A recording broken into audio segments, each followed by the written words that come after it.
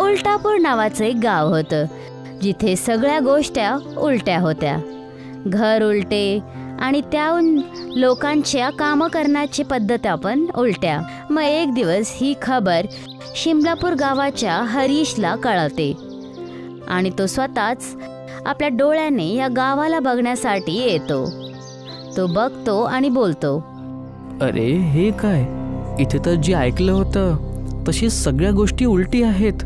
घरापासून विहिरी सगळे उलटे आहे, पण हे सगळं संभव कसं आहे? हरीश गावामध्ये जातो आणि तिथे त्याला एक माणूसा भेटतो जो आपली सायकल उलटी चालवत होता. आणि हरीश त्याला विचारतो, ऐका, काय तुम्ही मला सांगू शकता की ते सगळे उलटे का आहे आणि ही सायकल तुम्ही उलटी का चालवत आहात? मला हे तर नाही माहीत, पण जेव्हापासनं मी ह्या गावात आहे तेव्हापासनं सगळं हेच चालत आहे. पण तू ही गोष्ट गावाच्या मुखियाला विचारू शकतो, त्यांना नक्की माहीत असेल. आणि ते मला कुठे भेटणार? गावात एक खूप मोठं झाड मिळणार, जे गावात एकटं सरळ झाड आहे. तुमचा खूप खूप धन्यवाद.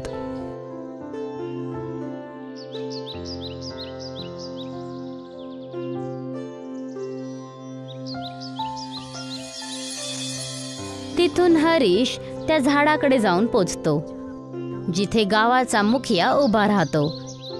हरीश त्यांच्याकडे जाऊन त्यांना विचारायला लागला, काय तुम्ही मला सांगू शकता की इथे घर, विहिरी, झाड सगळे उलटे का आहे आणि फक्त हा एक झाड सरळ का आहे? बाळा, तो कुठनं आला आहे आणि तुला हे का माहीत करायचं आहे?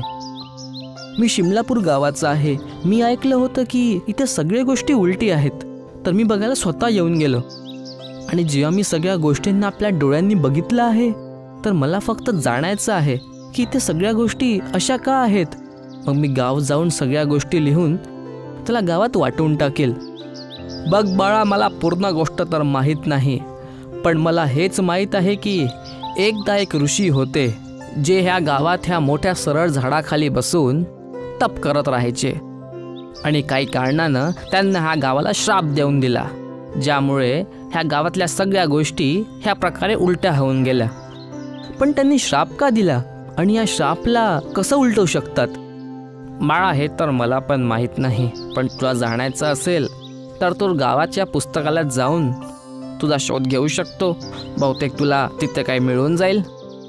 तुमचा खूप खूप धन्यवाद. तिथून हरीश गावाच्या पुस्तकालयामध्ये जातो.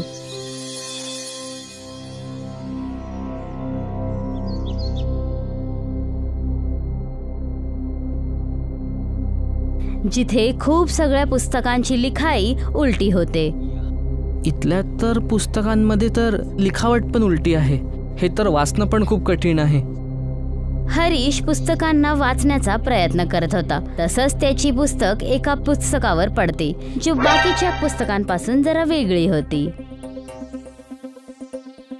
हरीश त्या पुस्तकाला उचलतो आणि जसंच उघडतो तर तो बघतो, अरे, ह्या पुस्तकात तर सगळ्या गोष्टी बरोबर लिहिल्या आहेत. बघतो, बहुतेक यामध्ये काय लिहिलं असेल. जाणं हे माहीत पडून जाईल की ह्या गावाची ही हालत नेमकी झाली कशी. हरीश त्या पुस्तकाला वाचायला लागतो, ज्याच्यामध्ये गावाची गोष्ट लिहिलेली होती. खूप वर्षापूर्वी एक संत ह्या गावामध्ये प्रवेश करतो आणि खूप मोठ्या झाडाच्या खाली जाऊन बसतो. त्यावेळेस गावाचं नाव सीधापूर व्हायचं आणि संतजी गाववाल्यांना बरोबरच्या गोष्टी सांगत राहायचे. एक दिवस संतजी गाववाल्यांना एकत्रित करतात आणि त्यांना एक सूचना देतात.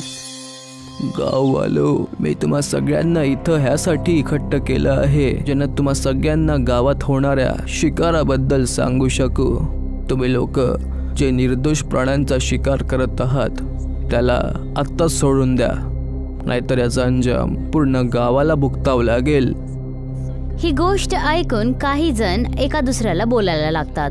हा संताला इथं येऊन काहीच दिवस झाले आणि हा आमच्यावर रुबाब दाखवत आहे. तू बरोबर बोलत आहे. आम्ही तर आमच्या शिकाराचं काम जारी ठेवू. चला आता कुठल्या शिकाराचं ती जाळ गावातल्या जंगलात टाकून येऊ. गाववाले संतच्या गोष्टींना ऐकत नाहीत आणि मग परत शिकारचे खूप सगळ्या जाळांना जंगलामध्ये पसरून येतात. मग एक दिवस संत जंगलमधून निघत होता. हे गाववाले शिकार हदपेक्षा जास्त करू लागले आहे आणि हे सगळं ते आपल्या शौकासाठी करत आहे. विनाकारण निर्दोष प्राण्यांना मारणं खूप वाईट आहे. जसंच तो हा शब्द बोलतो तसंच एक दोरी त्यांच्या पायांवर पडते आणि ओढून संतजींना झाडावरून उलटी लटकवते. वाटतंय मोठा शिकार हाती लागलाय. हो हो, चल बघूया. जसंच ते लोक तिथे संतजींना उलटा लटकताना बघतात ते घाबरून जातात आणि ताबडतोब त्यांना खाली उतरवतात आणि मग माफी मागायला लागतात. पण संतजी काहीच न ऐकता त्या झाडाच्या खाली येतात आणि ध्यानमध्ये लागतात आणि लवकरच पूर्ण गावामध्ये ही गोष्ट कळते.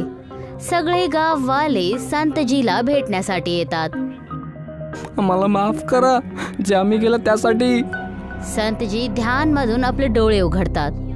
त्यांचे डोळे रागाने तांबडे झाले होते आणि मग ते गाववाल्यांना म्हणतात, ते तुम्हाला पहिलेच चेतावणी दिली होती, पण जे आज माझ्यासोबत झालं मी ते नाही विसरू शकत. ज्या प्रकारे मी उलटा लटकलो आणि मला सगळी गोष्टी उलट दिसू लागल्या, त्याच प्रकार हा माझ्या गावाला श्राप आहे की हा पूर्ण गाव पण उलट होऊन जाणार आणि ह्या गावाचा आजपासून सिद्धपूर पासून उलटपूर होणार.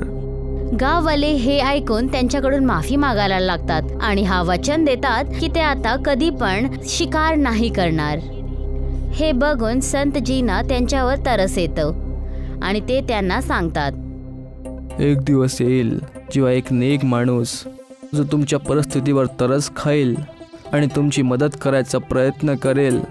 बस त्याला माझ्यासारख्या 100 संतांना आपल्या हातानं बनवून जेवण घालावं लागेल, पण भोजनाची सामग्री गावाच्या प्रत्येक घरातून आली पाहिजे. तेव्हापासून आजपर्यंत सगळ्या गोष्टी उलट्या आहेत, फक्त त्या झाडाला सोडून जिथे संतजी बसायचे. ही पुस्तक जे संतजीने स्वतःच लिहिली होती. ह्या पुस्तकाला वाचून हरीश ताबडतोब मुखियाजीकडे जाऊन त्यांना सगळं काही सांगायला लागतो आणि बोलतो, जर आपल्याला हा श्राप तोडायचा असेल तर आपल्या सगळ्या गावाच्या घरातून खाण्याचं सामान आणावं लागेल. हे तू बरोबर बोलत आहे. मी आजच सगळ्या गाववाल्यांना जमा करतो आणि ह्या सगळ्या गोष्टी सांगतो. पर तो व्यक्ती आहे कोण जो आमची मदत करायचा प्रयत्न करतोय, ज्याला आमची मदत करायची आहे? मुखियाजी, तो कोणी अजून नाही, मीच आहे. जेव्हापासनं मी आलोय तेव्हापासनं तुमच्या परिस्थितीवर मला तरस येतोय आणि मला तर बस तुमच्या मदत करायचा कुठला उपाय शोधत होतो आणि मग मला ते पुस्तक मिळालं. खूप खूप धन्यवाद तुझा बेटा. मुखिया सगळ्या गाववाल्यांना एकत्रित करतो आणि सगळी गोष्ट त्यांना एकदा सांगायला लागतो आणि मग गाववाले बोलतात, आम्ही सगळ्या गोष्टी करायला तयार आहे. आम्हाला शापाशी मुक्त व्हायचं आहे. हरीश, तू फक्त जेवण बनवशील. आम्ही सगळे गाववाले गावातल्या सगळ्या घरातून जेवणाचं सामान तुला आणून देऊ. जी ठीक आहे, तर मग मी 100 संतांसाठी स्वतः जेवण बनवणार आणि ह्या गावाला ह्या उलट होणाऱ्या शापापासून मुक्त करणार. गावच्या प्रत्येक घरातून काही ना काही सामान येतं आणि सगळ्यांना एकत्रित करून हरीश संतांसाठी जेवण बनवतो. दुसऱ्या दिवशी गाववाले 100 संतांना बोलवतात जेवणासाठी. जेवण जेवल्यानंतर त्यामधला एक संत मुखियाजीला विचारतो, काय झालं मुखिया? अचानक आमच्या सगळ्यांसाठी ही दावत कसली? काही वर्षा अगोदर एका संताने ह्या गावाला श्राप दिला होता की या गावाच्या सगळ्या गोष्टी उलट्या होऊन जाय, मग ते घर असो की झाड, मग किंवा विहीर. आणि त्यांनी म्हटलं होतं की ह्या सगळ्या गोष्टी ठीक तेव्हाच होणार जेव्हा एक नेक माणूस आमच्या ह्या दशाला बघून आमच्यावर तरस खाईल आणि तो 100 संतांना आपल्या हातानं बनवून जेवण चारणार आणि जेवणाचं सामान गावातल्या प्रत्येक घरातून यायला हवं. संत हरीशला आपल्याकडे बोलवतात.